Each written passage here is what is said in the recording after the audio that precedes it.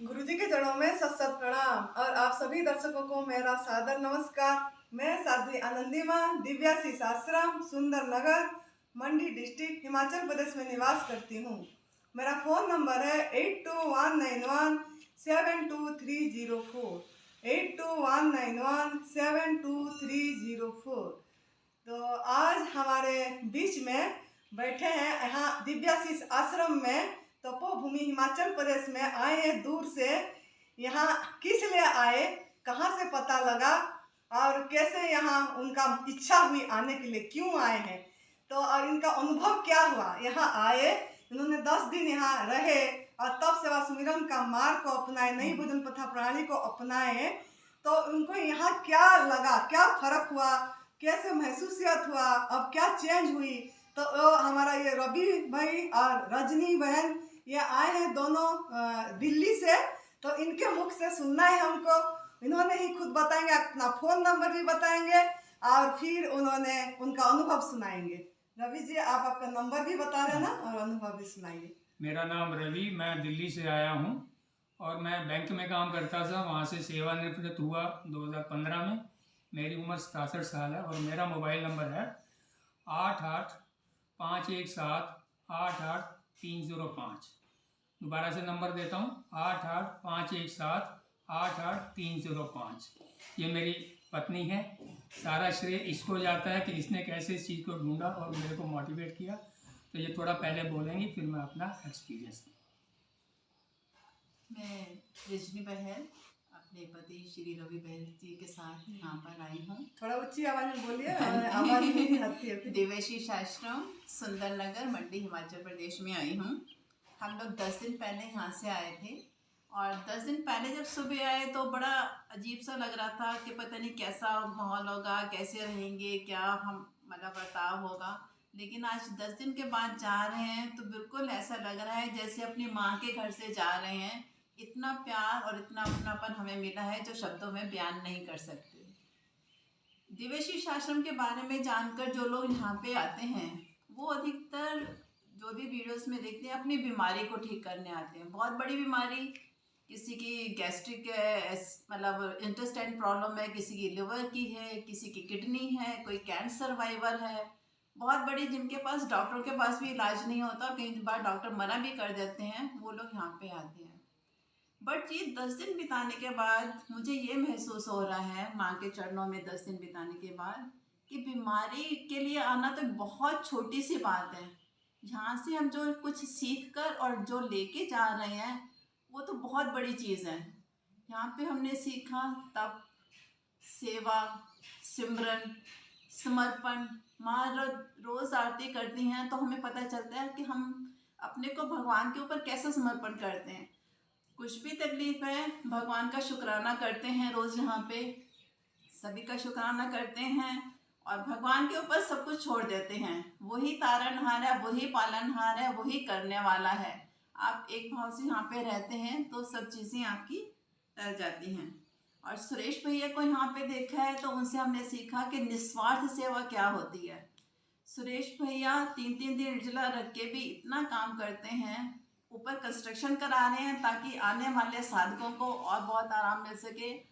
और यहाँ पे सड़क बनाने का काम हो या कोई और काम हो, मतलब उनको देखना ही अपने आप में एक बहुत बड़ी इंस्पिरेशन है उनको जब हम देखते हैं तो।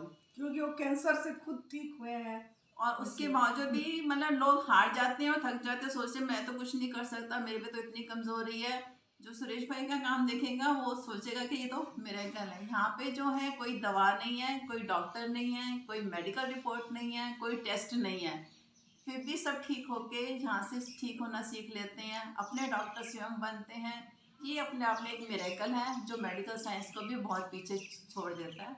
बस आपके अंदर श्रद्धा और विश्वास होना चाहिए। और आपका क्या था रोग, आप किस लिए करें, ये भी बता दीजिए। मैं बता रही हूँ ना, रोग के बारे में तो भूल ही गए। हाँ, भूल ही गए। निर्जला कितना करें, निर्जला बताइए। मतलब मेरा मेटाबॉलिज्म की प्रॉब्लम थी, इंटेस्टाइन में था, यूटेरस में था। और सबसे जहाँ पे हम 4 महीने से एनडीएस पे थे, लेकिन घर में रह के एक दिन भी हम निर्जला नहीं कर पा रहे थे। तो मेरा आने का सबसे पहला ये कारण था कि यहाँ पे निर्जला करना है और माता जी के चरणों में रह के उनसे आशीर्वाद लेके सीखना है।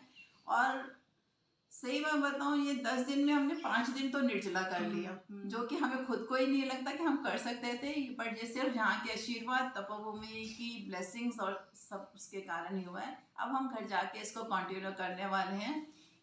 हमारा प्लान ये है कि हफ्ते में 4 दिन हम निर्जला किया करेंगे। और माता जी को और सुरेश भैया को बहुत बहुत बहुत बहुत प्रणाम। अगर अभी मैं बताता हूँ, एक्चुअली जिसने सब बात कर दी, मेरे को क्या था, मैं सिगरेट पीता था, बड़ी सिंपल सी चीज़ है, मैंने 40 साल सिगरेट पिया। सिगरेट पीने से मेरे फेफड़ों के साइज़ छोटा हो गया, मेरे को सांस की तकलीफ हो गई, इसको COPD बोलते हैं। उसकी वजह से मेरे को BP भी हो गया, उम्र मेरी चीज़ की बढ़ रही है तो मेरे घुटनों में भी प्रॉब्लम हो गई उससे। मैं 5 कदम चलता था, मेरा सांस फूल जाता था।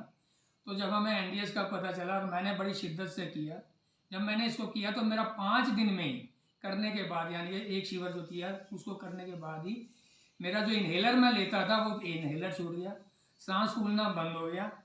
और यहाँ पे आके मेरे को क्या फ़ायदा हुआ, जैसे रजनी ने बताया, हम निर्जला नहीं कर पाते थे, तो यहाँ आके माता जी के और सुरेश भाई के गाइडेंस में हमने पहले 2 दिन का निर्जला किया, फिर उसके बाद 1 दिन ब्रेक किया, उसके बाद फिर हमने 2 दिन का निर्जला किया, तो टोटल ऐसे करके जब 5 दिन का किया तो मेरे को लगता था मेरा पेट बिल्कुल साफ है। 6 दिन करें तो हाँ, तो मेरा पेट साफ हो गया, क्योंकि हम रोज अनीमा ले रहे हैं, 9 बार अनीमा लेता हूँ, 10 बार लेता हूँ, तो मेरा लगता है पेट साफ हो गया।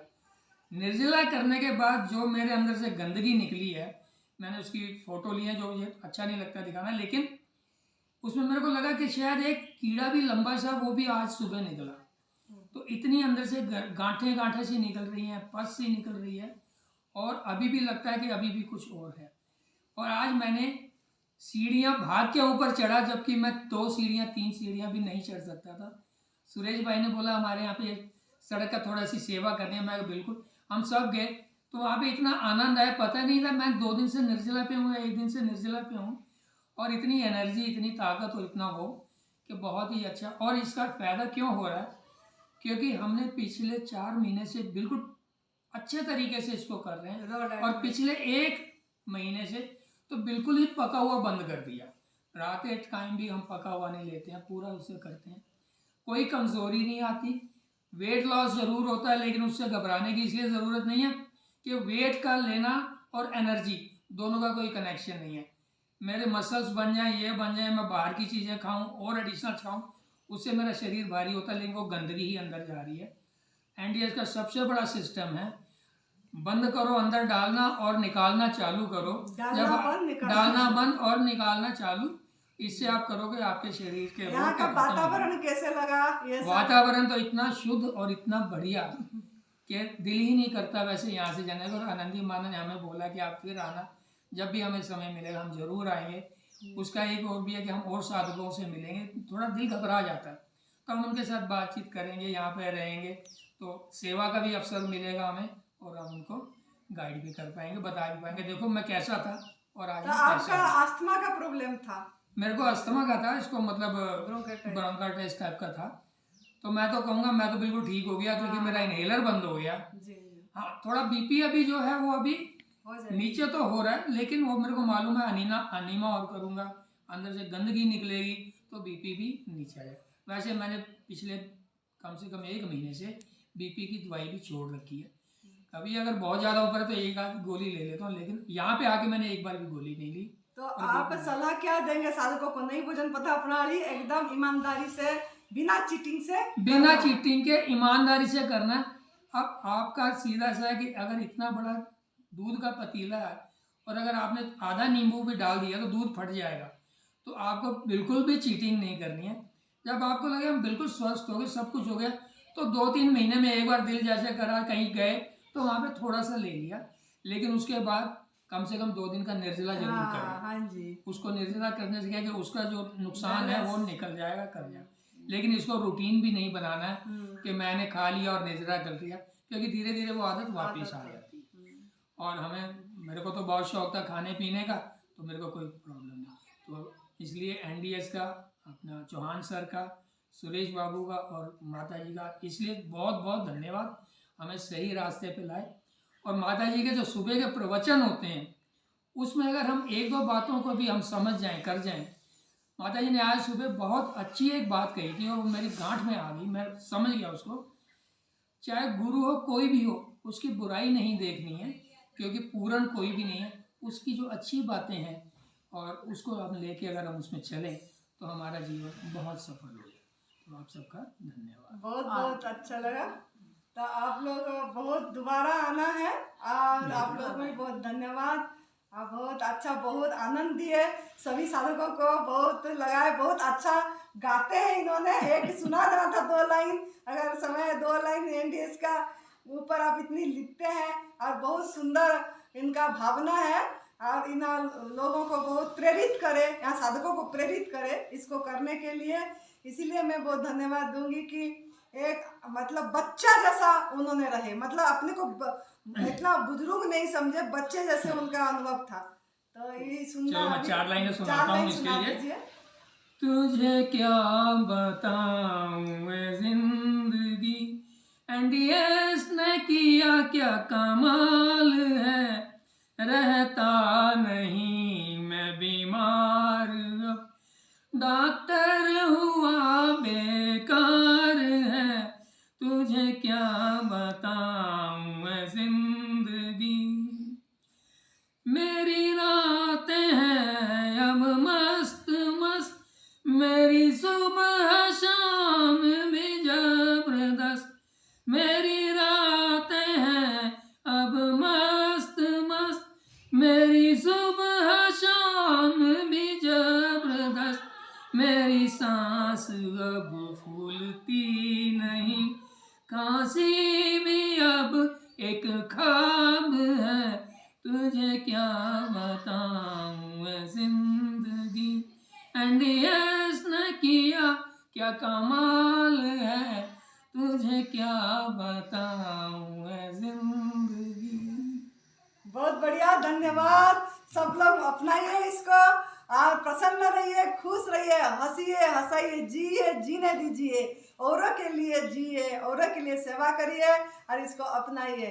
तो खुश रहिए, मस्त रहिए, तंदुरुस्त रहिए। जय तंदुरुस्ती, जय तंदुरुस्ती। जय सुरेश बाबू, सबका बहुत बहुत धन्यवाद।